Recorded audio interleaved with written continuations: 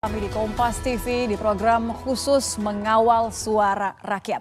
Kalau tadi Ilona bicara mengenai angka dari hasil hitung cepat yang sudah muncul, namun tetap harus menunggu hasil penghitungan resmi melalui begitu banyak proses tahapan, namun tetap harus kita kawal bersama karena proses mengawal ini jauh dari kata selesai. Kita akan membahasnya bersama dengan pengajar Jentera Institute, sudah ada Bivitri Susanti. Selamat malam Mbak Bibip. Selamat malam. Saya boleh minta bukti kelingking ininya dulu? Udah mau hilang nih. Udah mau hilang ya? Untung ada kukunya Bekas-bekas saya di antara kuku. Saya warna ungu jadi nyambung tapi udah mau hilang ya. Oke, tapi kan tidak secepat itu dong. Kalau misalnya tinta itu kan bolehlah kena sabun hilang. Tapi kan proses mengawal nggak boleh kita lepas begitu saja. Nggak boleh banget. Sepakat karena ya? banyak ininya lah, banyak yang harus diawasi. Karena berhentinya tadi dijelasin sama Ilona, berhentinya banyak banget tuh di kelurahan, di kecamatan. Jadi memang kita harus awasi terus sampai ujung. Sampai ujung, sampai akhir, sampai benar-benar dari rakyat, oleh rakyat, untuk rakyat. Tapi gini deh, aku pengen mulai dari apa yang terjadi hari ini. Gitu ya, ini kan adalah hari-hari yang kita tunggu. Hari kasih sayangnya bagi masyarakat. Oh iya, ini hari kasih sayang sampai lupa loh. Tapi artinya hari-hari di mana kita kemudian memberikan suara kita, menggunakan hak pilih kita. Sesuai dengan hati nurani ya. Terlepas dari kemudian hasil hitung cepatnya, tapi saya ingin tanyakan ke Mbak Bibip adalah bagaimana pengamatan Anda dari cerita teman-teman di TPS masing-masing, perbincangan di media sosial, kemudian juga hasil hitung cepat. Ini sudah sesuai dengan dugaan Mbak Bibip? Sebenarnya sih terus terang cukup sesuai. Maksudnya bukan berarti saya bahagia betul karena masih panjang ya prosesnya ya. Tapi prediksi ini sebenarnya sudah keluar banyak begitu. Makanya kalau bicara tadi cerita-cerita, memang saya punya banyak cerita karena memang saya sama teman-teman kan bikin beberapa platform untuk pengaduan mengawasi pemilu juga pemilu, gitu ya. Ada jaga pemilu, ada peta kecurangan pemilu. Jadi ceritanya banyak yang masuk. Walaupun kalau di saya lewat aja karena itu ada platform tersendiri, ada teman lain yang ngurusin secara lebih profesional. Tapi dari cerita-cerita itu saya merasa memang pengawasan ini memang perlu sekali dilakukan karena ceritanya cukup banyak yang masih harus diverifikasi gitu ya. Tapi paling tidak kan bahwa ada ceritanya masuk ya, itu yang harus diapresiasi. Karena kalau saya kan melihat bagaimana kemudian kita belajar dari 2014, 2019, antusiasme masyarakat untuk kemudian hadir, memberikan suara tapi juga mengawal tadi. Iya, karena buat saya mengawal ini pentingnya adalah ini pendidikan politik juga buat semua warga gitu, bahwa kalau dari kemarin-kemarin kan yang diberikan gagasannya kepada kita adalah pemilu itu pesta demokrasi. Tapi kalau yang sebenarnya pesta itu kan sebenarnya elit ya. Sebenarnya rakyat banyak sekali digiring-giring aja gitu. Ayo milih si ini, dikasih serangan fajar, katanya begitu. Tapi justru harapannya dengan melakukan pengawalan pemilu dengan cara apapun lah, bahkan dengan bawel aja di WhatsApp grup, buat saya itu udah bikin orang untuk mikir gitu. Wah, ini masa depan saya nih. Dan kalau ada yang curang, wah berarti suara saya rugi dong gitu kan. Memang suara kita dipakainya cuma 5 tahun sekali, terus dimanipulasi. Nah, buat saya sebenarnya proses itu lebih penting ketimbang sekedar untuk bilang kamu curang, itu curang, sana curang, atau sana baik-baik. Itu adalah narasi dari silakanlah elit politik gitu. Tapi buat saya sebagai orang biasa gitu, dosen yang memang ngajarnya hukum tata negara, senang sebenarnya melihat antusiasme orang-orang untuk melaporkan hal-hal seperti ini. Di satu sisi, tapi di sisi lainnya juga sebenarnya miris juga bahwa ternyata masih banyak yang praktek di lapangan bener tuh. Jadi bukan sekedar gunjingan, tapi banyak yang memvideokan. Termasuk orang-orang dari luar negeri. Karena kan saya ada alumni, apalagi mereka lebih dulu ya, mereka sudah melalui beberapa hari. Ada alumni di Amerika tuh pada cerita tuh ini gimana ya, ini gue mesti gimana ya, kok gue nggak bisa milih gitu, karena katanya nggak terdaftar. Hal-hal yang saya nggak bisa tanggapi satu persatu, jadi kalau teman saya nonton minta maaf ya, karena banyak banget, tapi itu pertanda gitu bahwa memang pengawalan ini masih terus ada. Kalau memang ternyata nanti ada kesalahan-kesalahan ya harus dikoreksi gitu. Jadi kita dari pemilu ke pemilu ada kemajuan dong. Jangan sampai ini terulang terus. Karena ini sebenarnya kalau kita refleksikan apa yang terjadi pada 2019, polanya sebenarnya lumayan sama gitu. Ini apa nih, boleh dijelaskan pola bagaimana ya menurut Mbak Bibip itu adalah potensi pelanggaran yang juga kembali terulang? Polanya misalnya untuk pemilih luar negeri ketika banyak pemilih yang ternyata tidak terdaftar.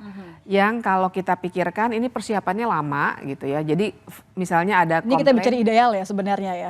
kan waktunya cukup lah gitu. Sama aja kalau kita lagi organize arisan misalnya, sesederhana itu kita udah perkirakan orang yang segini, berarti kita harus punya makanan segini. Harusnya kan kalau memang petugas-petugas di luar negeri melakukan pendataan dengan baik, harus tahu dong berapa jumlah surat suara yang dipersiapkan. Itu luar negeri ya. Kalau di Indonesia yang sudah banyak beredar juga video-video misalnya ketika ada yang punya kertas suara yang sudah dibolongi, dicoblos begitu. Jadi ini sebenarnya kan surat-suara yang rusak kemudian juga ditemukan di beberapa TPS di daerah, tidak hanya kemudian di luar negeri kan, di negara-negara maksud kami di Indonesia sendiri kemudian juga ditemukan sehingga ada beberapa evaluasi untuk itu. Artinya potensi pelanggaran-pelanggaran yang Mbak Bibip lihat kembali terulang ini adalah ketidaksiapan, tadi kemudian ada potensi pelanggaran lain mungkin.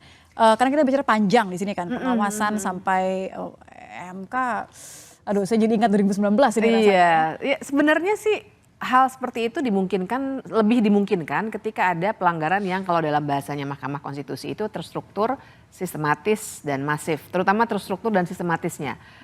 Itu lebih dimungkinkan ya. Kita belum tahu nih karena kan belum ada penyelidikannya dan lain sebagainya. Tapi biasanya itu dimungkinkan kalau dilaksanakannya secara terencana lah gitu, dalam bahasa sehari-harinya terstruktur sistematis itu terencana dan dilakukan dengan atau oleh pihak-pihak yang punya kewenangan untuk itu.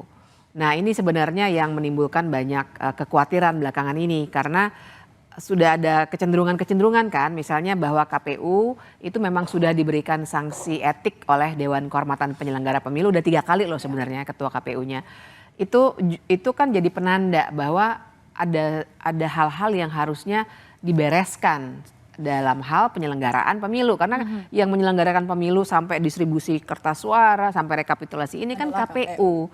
Dan kalau ternyata masih ada masalah di situ, ya berarti memang kemungkinan ada kecurangan atau apapun lah, nanti kita belum punya polanya benar ya karena baru hari ini kan. Kita masih harus menunggu. Itu emang sangat dimungkinkan. Tapi saya tangkap sih, maksudnya artinya bagaimana penghitungan suara ini yang penting adalah legitimasinya gitu kan. Bagaimana kita memberikan trust kepada masyarakat yang sudah memberikan waktu mereka untuk memberikan suara mereka. Berharapnya siapapun sebenarnya, tapi kan pengolahan tadi gitu kan. Saya jadi ingin kemudian lempar terlebih dahulu ke rekan saya Elgin untuk mewawancarai langsung petugas KPPS. Oke. Dengan tadi kita bicara mengenai bagaimana kemudian pantauan mereka yang menjalani begitu kan, mereka yang mengawasi betul. Elgin, saya ingin kemudian nanti menyapa Elgin memperlihatkan bagaimana nanti laporan perbincangan dengan petugas KPPS usai jeda, masih bersama kami di Mengawal Suara Rakyat. Ya, saudara, masih di Mengawal Suara Rakyat. Setelah selesai menghitung suara di TPS untuk pemilihan presiden, hasilnya dicatat dalam formulir C1 oleh KPPS. Setiap TPS selanjutnya memberikan kotak suara beserta dokumen administratif lainnya kepada panitia pemilihan kecamatan atau PPK untuk melanjutkan ke tahap rekapitulasi di tingkat kecamatan. Lalu seperti apa proses dan apa saja yang harus diperhatikan? Sudah ada Aditya sebagai petugas KPPS Kelurahan Citarum, Kota Bandung. Selamat malam, Pak Aditya. Malam. Malam, Pak Aditya. Ini proses penghitungan suara sudah selesai dan selanjutnya akan dibawa ke tingkat kecamatan. Ini prosesnya seperti apa, Pak? Jadi setelah perhitungan ataupun suara selesai, nanti setelah semuanya selesai, kita PPS akan mengambil kotak suaranya menuju ke kelurahan untuk sementara. Nanti selanjutnya dari PPK akan membawa kotak-kotak suaranya menuju ke gudang PPK-nya untuk nanti dilakukan pleno bersama di sana. Oke, kalau sampai sejauh ini, kira-kira apakah ada kendala dalam proses perhitungan suara atau mungkin dilanjutkan ke PPK ini? Apakah ada kendala sampai sejauh ini, Pak Aditya? Alhamdulillah untuk kami di Citarum ini karena mungkin jumlah TPS-nya nggak terlalu banyak, jadi masih bisa kepantau juga. Ini juga saya sambil mobile, kebetulan sedang ada di salah satu lokasi TPS.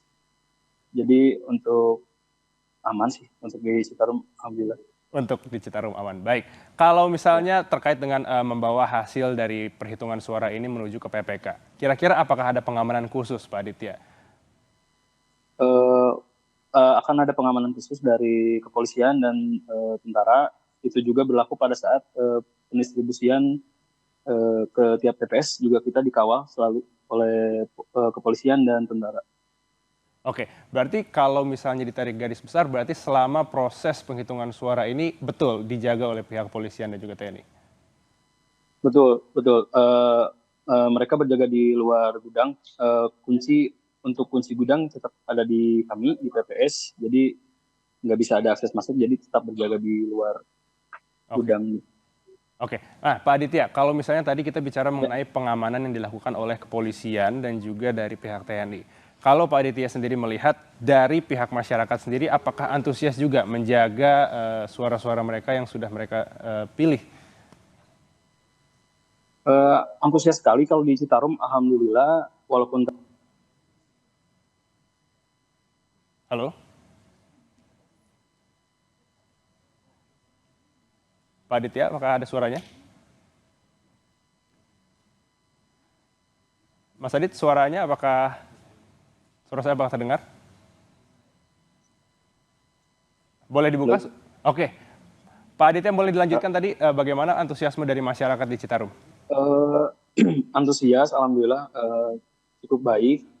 Walaupun tadi pagi sempat ada gerimis di Kota Bandung, tapi tidak menyurutkan semangat para pemilih. Jadi untuk antusias sampai hitung suara atau hitung surat suara juga ada warga yang menyaksikan.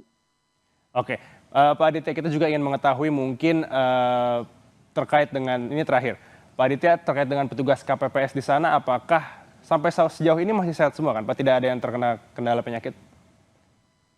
Alhamdulillah, kita juga ada kerjasama dengan dari Puskesmas. Puskesmas berkeliling juga, ada hotline-nya juga apabila terjadi sesuatu. Untuk sementara ini sih di TPS ini terutama masih lancar, kan? Masih aman semuanya. Oke. Tidak ada, ya masih sehat. Masih sehat, alhamdulillah. Baik, Pak Aditya, terima kasih untuk informasinya. Selamat bertugas kembali, semoga lancar semuanya dan juga diberikan kesehatan terus sampai selesai. Terima kasih. Ya, saudara, jadi seperti itu gambaran perhitungan suara tentunya di salah satu KPPS yang ada di Citarum, Bandung. Selanjutnya kita akan lanjutkan perbincangan dengan rekan Nitya. Silakan Nitya. Terima kasih, Elgin. Saya kembali ke Mbak Bibip.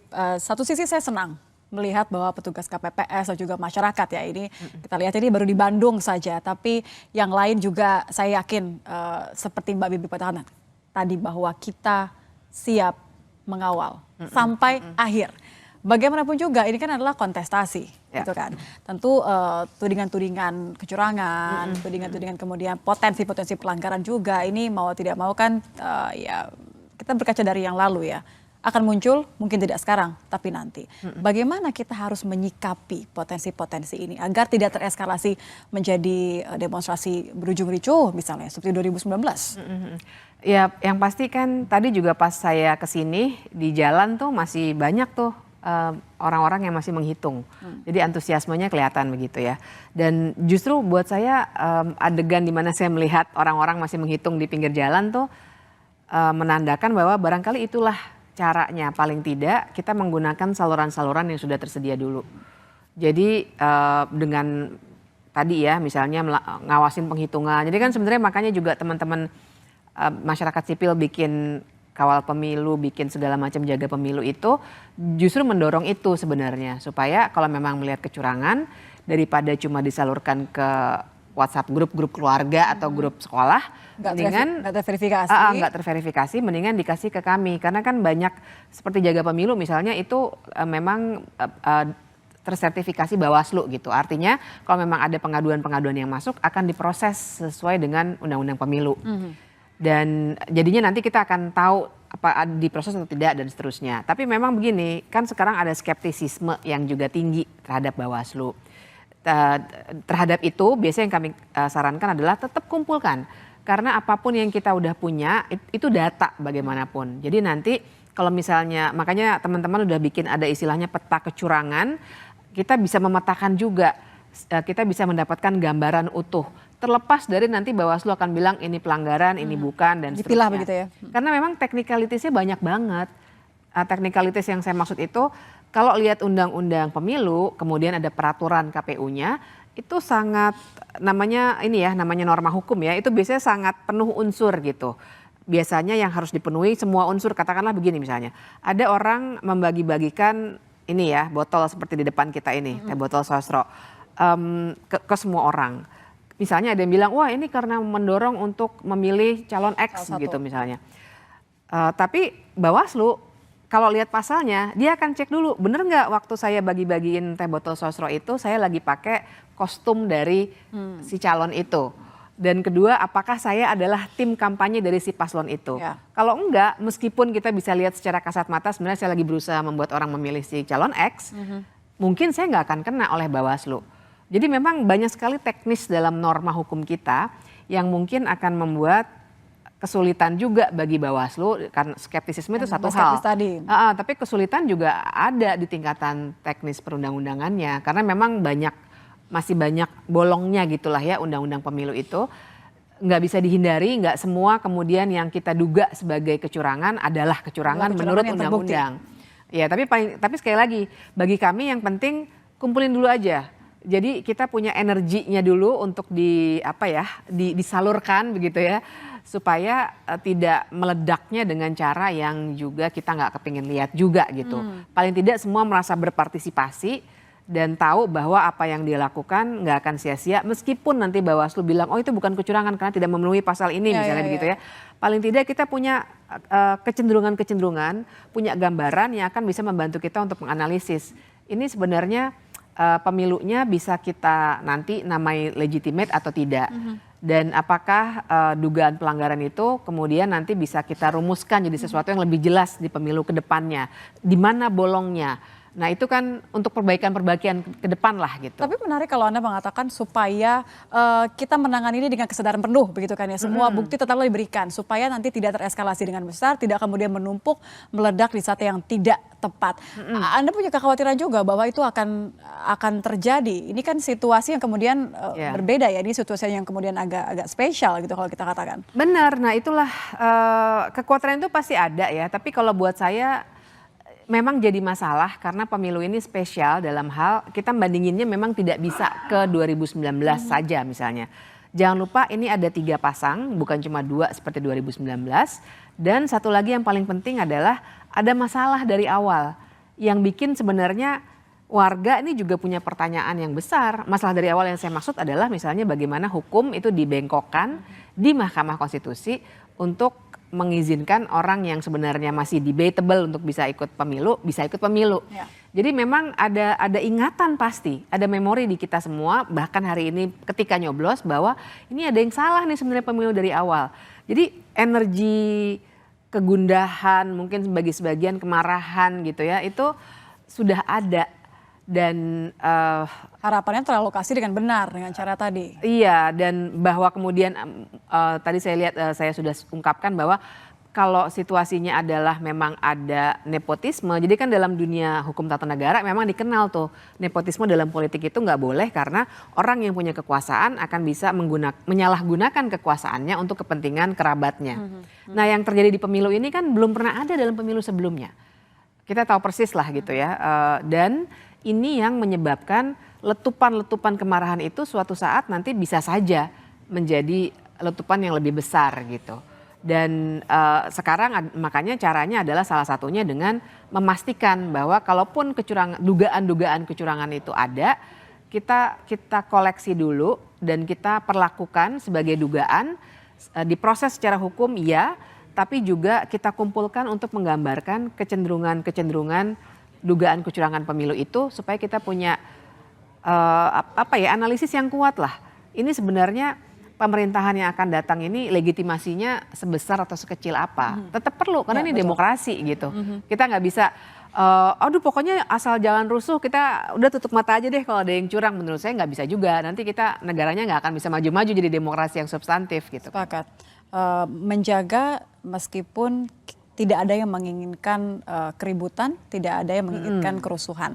Tapi bahwa evaluasi dan mengawasi secara total itu tetap harus dilakukan. Terima kasih Mbak Bibip, karena ini masih sampai Oktober, jadi PR kita masih banyak. Aduh, banyak banget. Masih ada banyak yang harus dilakukan, diantisipasi. Saya berharap dengan meskipun tintanya sudah luntur, tapi semangatnya tidak luntur ya. Terima kasih Mbak Bibip sudah bergabung bersama kami di program khusus Mengawal Suara Rakyat.